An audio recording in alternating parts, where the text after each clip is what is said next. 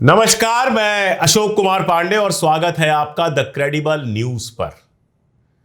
अफगानिस्तान के विदेश मंत्री भारत आए। आमिर खान मुत्ताकी उनका नाम है। वो भारत आए बहुत अच्छी बात है। अफगानिस्तान और भारत के बीच में अच्छे रिश्ते होना भी अच्छी बात है। मैं उन लोगों में से नहीं हूं जो ये कहे कि अफगानिस्तान के साथ रिश्ता नहीं बनाना चाहिए। अफगानिस्तान के साथ हमारा ट्रेडिशनल रिश्ता रहा है और आप समझ सकते हैं कि अफगानिस्तान के विदेश मंत्री के भारत आने से पाकिस्तान कितना दुखी है। कल पाकिस्तान के विदेश मंत्री का एक बयान में देख रहा था एक उनके चैनल पर, जिसमें वो कह रहे थे कि कल भी अफगानिस्तान जो है वो भारत का दोस्त था, आज भी है और कल भी रहेगा। हमारी गलती थी कि हमने तालिबान को अपने देश के अंदर जगह दी। खैर, अफगानिस्तान के साथ अच्छे रिश्ते रखने में कहीं कोई दिक्कत नहीं है। लेकिन ये क्या हुआ, ये कौन सी विदेश नीति हुई कि अफगानिस्तान हो चाहे कोई हो, आप उसके सामने झुकते चले जाते हैं। पाकिस्तान से रिश्ता बनाना होता है तो बिना बुलाए हैप्पी बर्थडे बोलने चले जाते हैं, और अफगानिस्तान से रिश्ता बनाना होता है तो उसकी शर्तों पर आप बनाते हैं। मुत्ताकी साहब ने एक प्रेस कॉन्फ्रेंस की और उस प्रेस कॉन्फ्रेंस में यह आदेश दिया गया कि किसी भी महिला पत्रकार को अलाउ नहीं किया जाएगा। अफगानिस्तान में अगर वो प्रेस कॉन्फ्रेंस कर रहे होते तो जो मन करे वो करें। भारत जैसे देश में जहां महिलाओं को बराबरी का अधिकार हासिल है, जहां पत्रकारिता की दुनिया में एक से एक महिलाएं शानदार हैं। अगर इंटरनेशनल पत्रकारिता की ही बात कीजिए तो स्मिता शर्मा जी हैं, और भी कितने नाम हैं, मैं गिनाते चला जाऊंगा, इतने नाम हैं।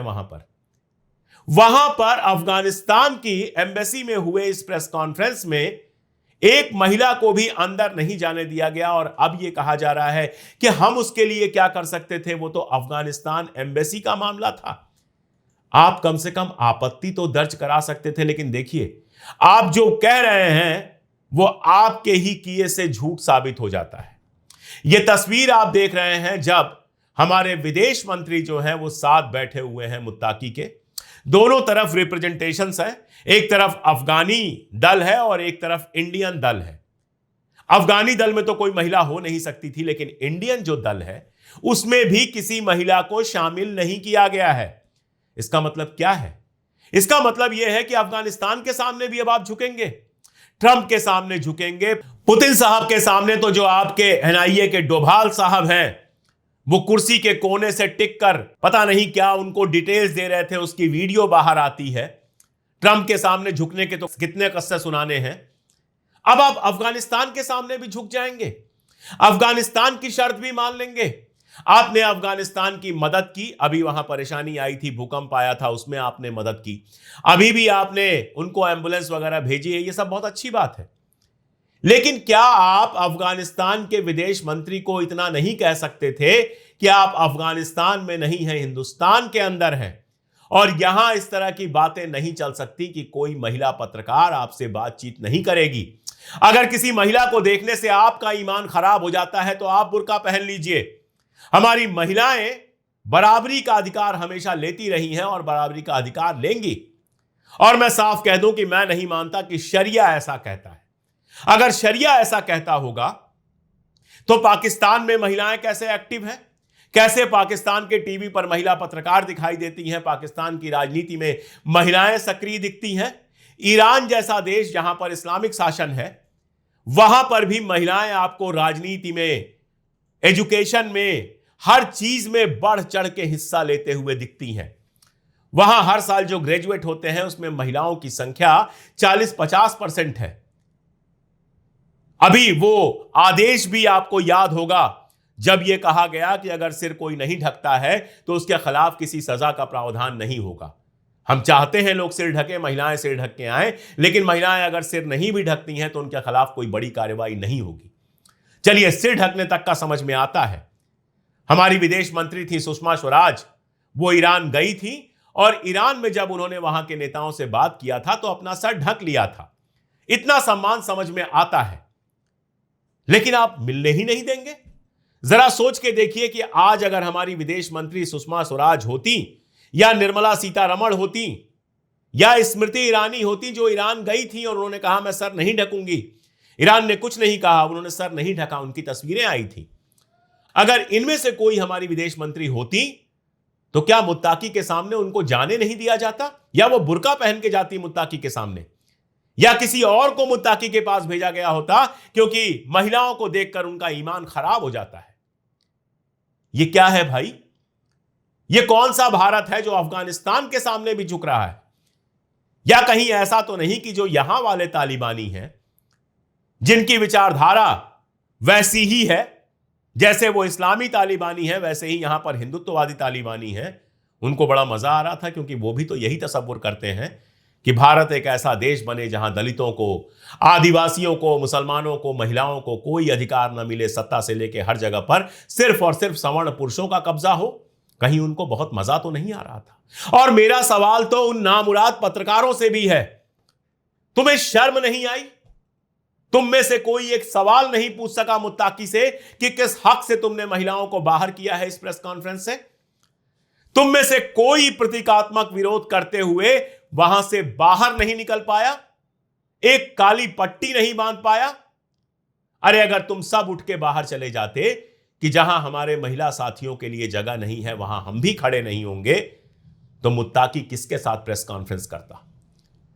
तुम्हें कहना चाहिए था कि तुम्हें दिक्कत है तो पर्दा लगा लो और पर्दे के दूसरी तरफ से प्रेस कॉन्फ्रेंस करो। लेकिन हमारी महिला साथी तो आएंगी, लेकिन कितना शर्मनाक है। पता नहीं अफगान एम्बेसी से जो गिफ्ट मिलने वाला था वो गिफ्ट ज्यादा इंपॉर्टेंट था, या कबाब की पार्टी होने वाली थी उसकी लालच थी, और या अपने मन के अंदर बैठा हुआ तालिबानी था जिसको इस बात से कोई फर्क ही नहीं पड़ता कि महिलाओं के साथ यह व्यवहार हुआ। भारतीय जनता पार्टी की तो बात ही क्या करनी है। योगी आदित्यनाथ कभी विधानसभा के अंदर खड़े होके तालिबानों का मजाक उड़ा रहे थे, और आज वही मुत्ताकी, वही तालिबानी विदेश मंत्री जो है वो देवबंद जा रहा है, आगरा जा रहा है, और उसके लिए राजकीय व्यवस्था होगी। मैं इसके मुखालिफ नहीं हूं। मैं बहुत साफ कहता हूं कि ठीक है, अफगानिस्तान में जो सत्ता में है उससे हमको रिश्ता रखना पड़ेगा, लेकिन अपने जो आदर्श हैं उनको शेयर तो करना पड़ेगा। एक बार यह तो कहना पड़ेगा कि आपने अपनी महिलाओं को जैसे घरों में कैद कर दिया है, महिलाओं की लिखी हुई किताबों तक को बैन कर दिया है, महिलाओं का पढ़ना लिखना बंद करा दिया है, हम उससे मुतासिर नहीं हैं, हम उससे सहमत नहीं हैं।